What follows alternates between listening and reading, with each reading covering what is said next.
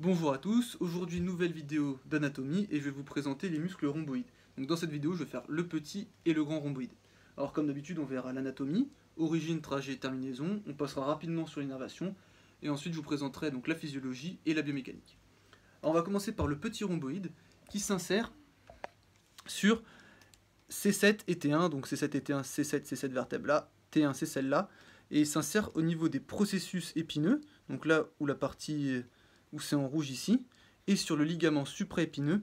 Alors le ligament supraépineux, c'est tout simplement un petit ligament qui vient relier ces deux processus.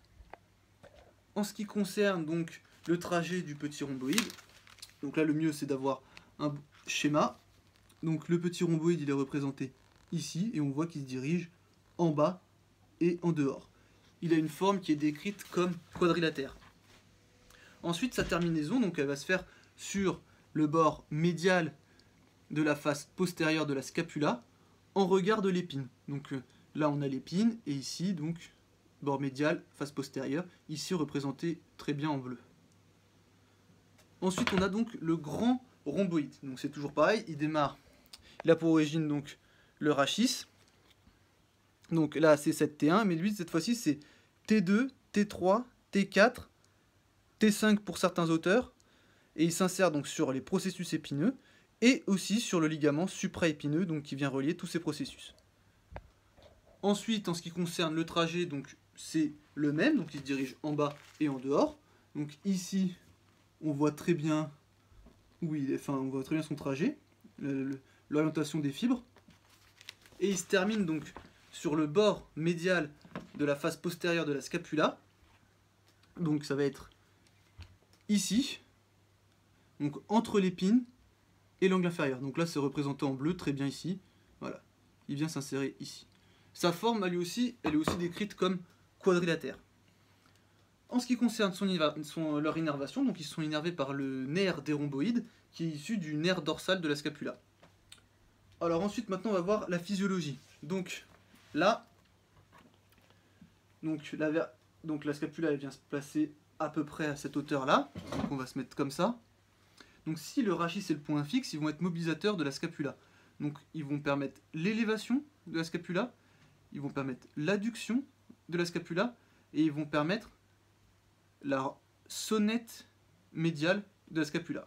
Ils ont aussi un rôle de rétropulseur de l'épaule. Ensuite, si cette fois-ci c'est la scapula qui est le point fixe, ils vont mobiliser le rachis.